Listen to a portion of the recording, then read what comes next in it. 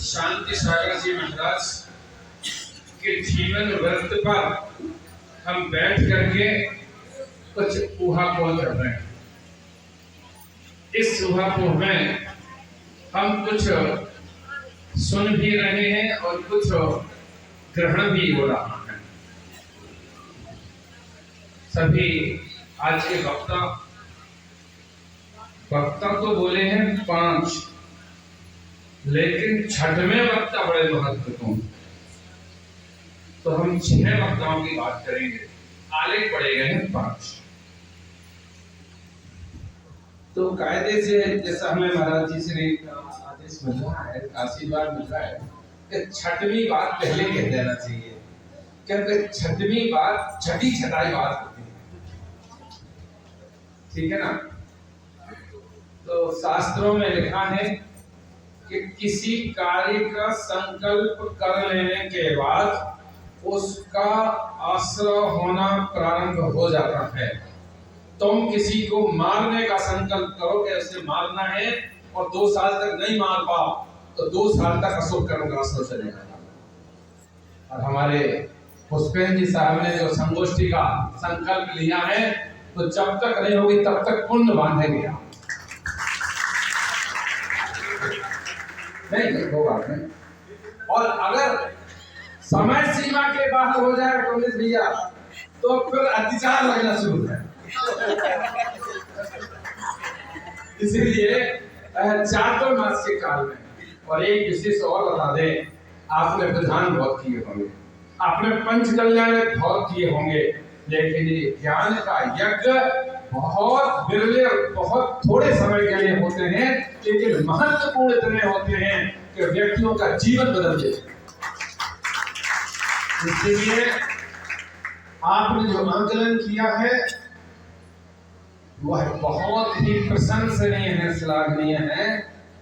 आंकलन इसलिए कह रहा हूं, कहना तो नहीं चाहिए, लेकिन कह देता हूं, आज चले जाएंगे। ठीक है? हम सब ऐसे ऐसे आयोजन करते हैं, मात्र एक रात में क्या होगा, कवि सम्मेलन होगा। और कवि सम्मेलन में कवि आए 9 बजे और भोजन किया रात्रि में। और मुझे लगता है कि कोई बिरला कवि हो जो सच बोलता हो, कोई कवि हो जो किसी की निंदा न करता हो। तो जितनी ज्यादा निंदा करे उतनी ज्यादा ताली है, और वो भी करता है तो ताली बजा के हम भी अनुमोदना करते हैं। और जो मुझे कहना है वो बात अब कह रहा हूं। उसके बाद जो हम उन्हें विदाई करते हैं, हिसाब लगा लेना, 2 घंटे की और 2 दिन की।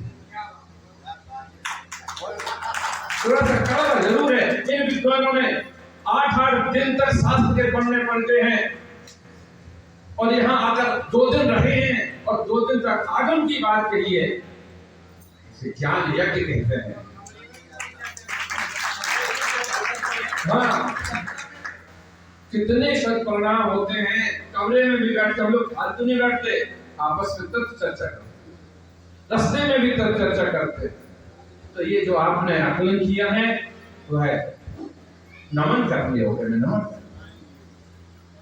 दूसरी बात, स्थान की बात कह रहे थे भैया, याद रखना।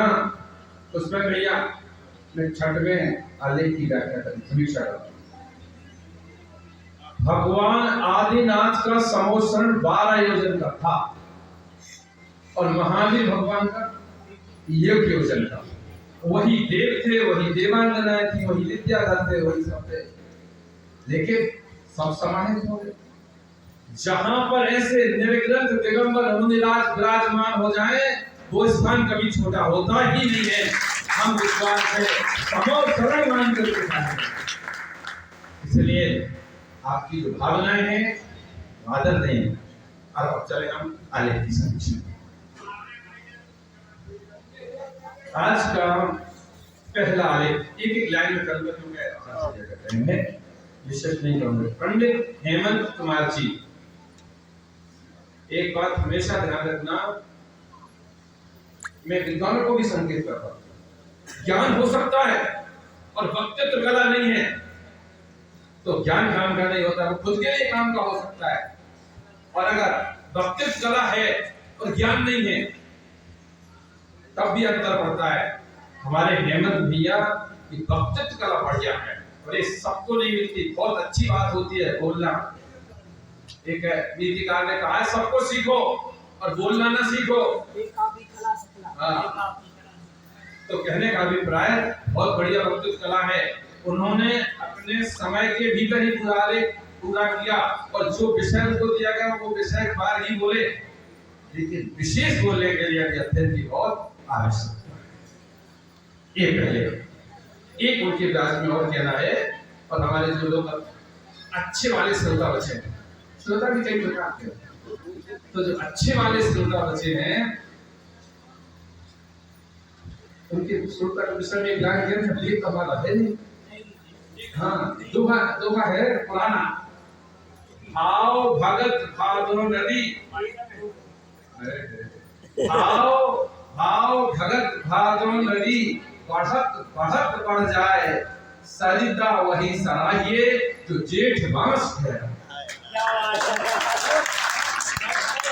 तो हमारे जो जितने श्रोता है, जो श्रेष्ठ श्रोता है,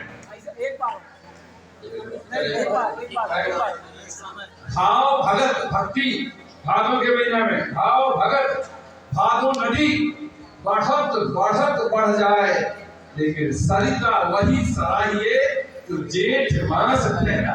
जेठ के महीना में पानी रगड़ नदी हो इतने बजने के बाद भी आप लोग बैठे हैं, इसलिए आप सराहनीय है, श्रेष्ठ श्रोता हैं। तो इसमें एक बात कह रहा था, आचार्य चाणक्य चक्रवर्ती आचार्य श्री के माता पिता का नाम सबको पता है हमारे, लेकिन उनके बाबा का नाम किसी को? चाणक्य चक्रवर्ती के बाबा का नाम गिरिगौड़ा। तो इस तरह से एक बात भी आप जो नहीं नोट कर सकते। चलिए अगले वक्ता हमारे पंडित श्री सुनील कुमार जी ध्रोणगिरी। ये इनके पास दोनों चीजें बहुत अच्छी, आगम का ज्ञान बहुत जबरदस्त है और वक्तृत्व कला बहुत अच्छी। इनके विषय में संयोजक ने बहुत अच्छी बातें कही, लेकिन जो नहीं कही वो बात में वो ये कि ये संस्कृत में लिखते भी, श्लोक लिखते हैं। और इन्होंने कई श्लोक लिख के जब मुझे ये भेजे तो मैंने कहा तुम इसका शतक लिख दो, और वो उसमें अपना कार्य चालू रखे हैं। उन्होंने कई श्लोक संस्कृत में नीति के श्लोक लिख लिए हैं। ऐसे प्रतिभावान व्यक्तित्व के धनी ध्रोणगिरी जी हमारे बीच में हैं। और उन्होंने जो बात कही थी कि अविरल परंपरा का विषय था होगा, उसके बाधक तत्व कौन से थे, इस विषय की चर्चा हम अपने आदेश में दोपहर में करेंगे, क्योंकि अभी विस्तार करेंगे तो बहुत टाइम हो जाएगा। दूसरी बात जो तर्क परंपरा की बात कही थी, हमारे मित्र बंधु उस पर कुछ कहना चाह रहे थे और नहीं कह पाए, मैं कह देता हूं। जब आतताइयों ने आकर के आतंक मचाया, आज अभी कोई आतंकी यहां आ जाए और हम आपसे कहें कि भागो, अपने आप को बचाओ, अपनी जिनवाणी को बचाओ, भगवान को बचाओ, उस समय स्वाध्याय का काल नहीं रहेगा। उस समय तो एक हमारा ये पुस्तक ग्रंथ बच जाए, हम पढ़ तो बाद में लेंगे, हमारे भगवान बच जाए, हम दर्शन तो हम बाद में। आपने कोरोना काल में देखा होगा, महाराज जी ने कह दिया सिगरेट दर्शन कर लो, जीवन बचेगा, तो फिर विधान पूजन कर लो। काल का ऐसा प्रभाव था। तो तारक ने जाकर के उन शास्त्रों को बचा के रखा, उन जिन बिंबों को बचा के रखा जो हमें आज उपलब्ध हो रहे हैं, और वो नहीं होते तो हम क्या पढ़ लेते। ये बात मुझे अगले वक्ता के रूप में डॉक्टर आशीष कुमार जी साहब का, इनका परिचय तो सबने सुना है और देखा है, इनकी कर्म को, लेकिन इनकी एक विशेषता वो जो आपको नहीं पता। इन्होंने जो भाषा में, व्याकरण में जो महारत हासिल की है, उसका लाभ बड़े बड़े आचार्य दे रहे हैं। आचार्य बसवनंदी जी महाराज को विद्वान जानते होंगे, और जो भी परंपरा में कहे जा रहे हैं, इसी परंपरा आचार्य विद्यानंद जी महाराज जी, वो लिखते हैं, बड़े बड़े ग्रंथ लिखते हैं, और फिर वो वाचना कराते हैं प्राकृत में लिखते हैं, फिर उसकी वाचना कराते हैं कि अशुद्ध तो नहीं रहेगा, और उसको जांचने के लिए 4-5 विद्वान बुलाते हैं, और 5 विद्वानों में डॉक्टर आशीष साहिल है। इसका अभिप्राय है कि उनकी योग्यता को आंका जाता है। ऐसे विद्वान आपके बीच में जिन्होंने आलेख वाचन किया, और उन्होंने एक बात कही कि चारित्र के लिए सभी ने श्रेष्ठ कहा। बहुत से नाम गिनाए विदेशियों के देश में, लेकिन एक नाम और जोड़ा जा सकता है, हमारे आचार्य कुंद स्वामी ने, जिनने लिखा है चारित्र खलु धम्मो, चारित्र ही धर्म है। कोई पूछे धर्म क्या है, तो दया विशुद्धो धम्मो, दया से विशुद्ध धर्म होता है। तो धर्म क्या है? दर्शन मूलो धम्मो, वो तो सम्यक दर्शन धर्म की जड़ है। तो धर्म क्या है? चारित्रम खलु धम्मो, चारित्र ही धर्म है।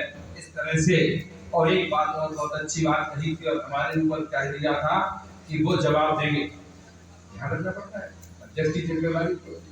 40 कितने करोड़, 40 करोड़ जैन थे महावीर का। और अगर मैं ये भी कह दूं कि उस समय 95% 99% जैन थे, तब भी अक्षयोक्ति नहीं सब थे, लेकिन कालांतर में जैसे जैसे आत्ताइयों का अन्य धर्मों का भी बाहुल्य बढ़ता चला गया, तो हमारे जैनी 3 भागों में बट गए, और उसके 2 भाग समाप्त हो गए, 1 भाग शेष। बहुत बड़ा इतिहास है, और भाई साहब सब चीज की पुस्तकें हैं, ग्रंथ हैं, लेकिन हमें टाइम तो हो, ध्यान रखना, उम्र बहुत कम है, उसमें भी लोग बहुत ज्यादा हैं। तो 3 प्रकार के थे आत्ताई आए। अरे ऐसे इतिहास है जिनके सामने तोप रखी है, जल्लाद तलवार लिए खड़ा है, धर्म त्यागो, हमारा धर्म स्वीकार करो, नहीं तो गर्दन उड़ा दी जाएगी। उन्होंने कहा तुम्हारा धर्म स्वीकार नहीं करेंगे, हम जैन रहेंगे, क्योंकि गर्दन उड़ा दी। ऐसे प्रसंग हैं। तो 3 प्रकार के जो भाग किए, एक भाग ये कि जो अक्षर थे, दृढ़ थे, लड़ने मरने को तैयार थे, उन्हें मार दिया गया, कत्ल हो गए। जो भीरू थे, डरपोक थे, वो बदल गए, परिवर्तित हो गए, कन्वर्ट हो गए। और जो बीच के लोग थे कि बाहर तो कहते रहे नहीं साहब ठीक है, और अंदर में हमारी की दृढ़ आस्था रही, वो सब बच गए। उसके कारण आज हम बचे रहे, और आज वो स्थितियां आज भी अंश रूप में हैं, और वो घटता चला गया। आप इतिहास कभी उठा के देखो, अशोक के विषय में, सम्राट अशोक के विषय में देखो, कितने जैन थे उस समय, और फिर बाद में कितने घटे, और इनके क्या क्या नाम थे दक्षिण के, और वहाँ संस्कृति थी, द्रविड़ संस्कृति थी, वो द्रविड़ पूरे जैन थे, बहुत सारे हैं, लेकिन अभी वो प्रसंग नहीं है। तो 40 करोड़ क्या बहुत से वहाँ थे, बहुत अच्छे प्रसंग हमारे शास्त्री जी ने, आचार्य जी ने यहाँ पर रखे।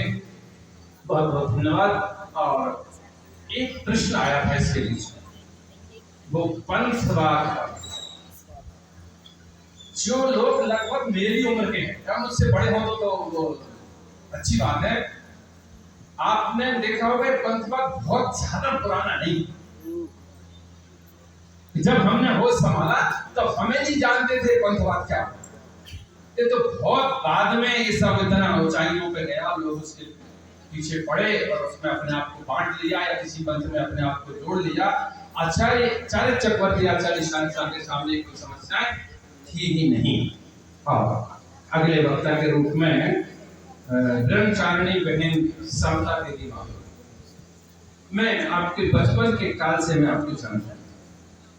आपने आचार्य विद्यासागर जी महाराज के व्यक्तित्व के ऊपर आलेख पढ़ा, और सबसे अच्छी बात हमें ये लगी इस लेख की कि लोग कैसे और चीजें तो बोल लेते हैं, लेकिन आचार्यत्व और शिष्यत्व के विषय में जो उन्होंने चर्चा की, बहुत ही बढ़िया बात उन्होंने की है। और एक बात और जो कही भी थी, उसको हम और फिर से कहना चाह रहे हैं, पुष्ट करना चाह रहे हैं कि आचार्य के लिए बोध भाव में, आपने कहा था अष्ट पहाड़ में 8 पहाड़ है, उस 8 पहाड़ में गोद पहाड़ है। गोद पहाड़ में लिखा है कि आचार्य जिन बिंब हैं, स्पष्ट लिखा है, जिन बिंब लिखा है आचार्य साधुओं को जिन मूर्ति कहा है, जैसे जिन भगवान के समान है। एक बात पूछते हैं, तुमने महावीर भगवान को देखा नहीं? और एक बात सुनो, बहुत महत्वपूर्ण बात कह रहा हूं, एक बार जो सर्वे हुआ पूरे विश्व में, वो सर्वे इस चीज का हुआ कि इतनी विपरीत परिस्थितियां होने पर भी ये जैन धर्म आज तक शाश्वत है, तो कारण क्या है? तो उत्तर क्या था वो सुनो। उत्तर ये था कि सभी ने अपने धर्म की संस्कृति, अपने सिद्धांतों के प्रति समझौता किया, लेकिन जैन धर्म ने कभी अपने सिद्धांतों से समझौता नहीं किया। और दूसरा कारण ये था कि जैन धर्म के साधु पद विहार करते हैं, पैदल विहार करते हैं। अगर ये वाहन में करते तो भोपाल से सागर, आपका बेगमगंज का नाम आने वाला नहीं था। लेकिन जब पद विहार करते हैं तो छोटे छोटे गांव में, और एक विशेषता है, ये साधु दिगंबर साधु भले उपदेश देवे न देवे, इनकी चर्या ही उपदेश होता। और जहां आहार देते हैं वो पूरा आचरण बच्चे से लेकर बूढ़े तक में आ जाता है कि हमारे जैन धर्म में ऐसा होता है। अगर ये शास्त्र हमारे संस्कृति के सिद्धांत हैं, पुस्तक है, तो ये उसके प्रैक्टिकल हैं, प्रयोगात्मक हैं। इस तरह से ये जैन धर्म के शास्त्र रहने की जो बात हमारी दीदी जी ने कही, बहुत अच्छी बात है। और जो हमारे डॉक्टर आनंद प्रकाश सिंह हैं, इनके विषय में एक बात जरूर कहना है। ये वो कह रहे थे कि वो हम यहाँ जन्म क्यों नहीं लिया इन लोगों ने। अरे भैया विलेज खंड में, विलेज जन्म लेंगे, आदि खंड में, आदि प्लस जन्म लेंगे, इसमें आपको अच्छे लोगों को ही जन्म, हम और आप भी तो आदि खंड में जन्म लेंगे। वो तो क्या। दूसरी बात, मैं इन्हें जिस सामने होते हैं मित्र हैं, लेकिन हमने कभी कभी परोक्ष में नमस्कार की बात है। एक बार आचार्य विमल सागर जी महाराज की 75वीं हीरक जयंती थी ना, हीरक जयंती पर 75 ग्रंथ छपाए गए थे सोनाली से, किसी को याद हो? जो ग्रंथ के नाम सुने थे मिलते नहीं थे भाई साहब। आप लोग लाखों रुपए आपके कोई बहुत बड़ी चीज नहीं उड़ा देते, लेकिन एक ग्रंथ छपाने में अगर 50,000 1 लाख भी लगते हैं तो विद्वानों को सोचना। और वो अगर ग्रंथ जाकर के आगे की पीढ़ियों ने पढ़ा तो हमारा जैन धर्म तब तक शाश्वत रहेगा। इस तरह से वो जो 75 ग्रंथ थे, जब कोई ग्रंथ नहीं मिलता है तो उन 75 ग्रंथों में से ढूंढा जाता है। और उसके बाद अगर कोई कार्य किया है तो हमारे आनंद प्रकाश जी ने किया है, 100 ग्रंथ छपवा करके, और वो पूरी लिस्ट मेरे पास है। तो अनेक बार वो हमसे कुछ न कुछ पूछते रहते हैं, सलाह होता रहता है। और उन्होंने ऐसे अप्राप्त ग्रंथों का एक ग्रंथ का संपादन करने का मुझे भी अवसर मिला था। और विशेषता ये है कि आपका जो आलेख है वो समीक्षा की योग्य नहीं है। आपका क्यों नहीं है? जिन्होंने आचार्य चक्रवर्ती शांति सागर महाराज का फाउंडेशन भी बनाया हो, कृष्ण जी ने बनाया हो, जिनका जीवन भी उसके बहुत जो उसके अध्यक्ष हों, उनकी आलेख की क्या समीक्षा हो? इस तरह से आपका एक बहुत बहुत आलेख, और हमारे जो विद्वान आज बोले, बहुत मेहनत करके उन्होंने आलेख लिखे और हम सब ने उनका लाभ लिया। और सबसे बड़ी बात, उसका फल हमें तुरंत मिला। कई चीजें तुरंत फल देने वाली होती है, कई ऐसी गोलियां होती, कई इंजेक्शन, जैसे कई डॉक्टर होंगे ना, तो कई बार यहाँ इंजेक्शन लगा देंगे, हाँ है ना, वो थोड़ी देर में फायदा करता, कहीं यहाँ लगा दो, वो नस में लगता ना, तत्काल फायदा करने वाला। तो इसी तरह से भी हो गया है हमारे सभी विद्वान।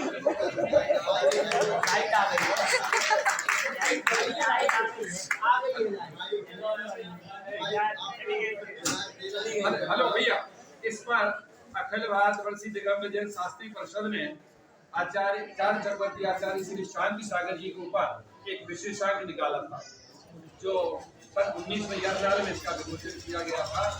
ये कृति हमें यहाँ लाए हैं, महाराज जी को मैं भेंट कर रहा हूँ। ठीक है, और जो भी हमारे विद्वान बोले उनको बहुत बहुत धन्यवाद।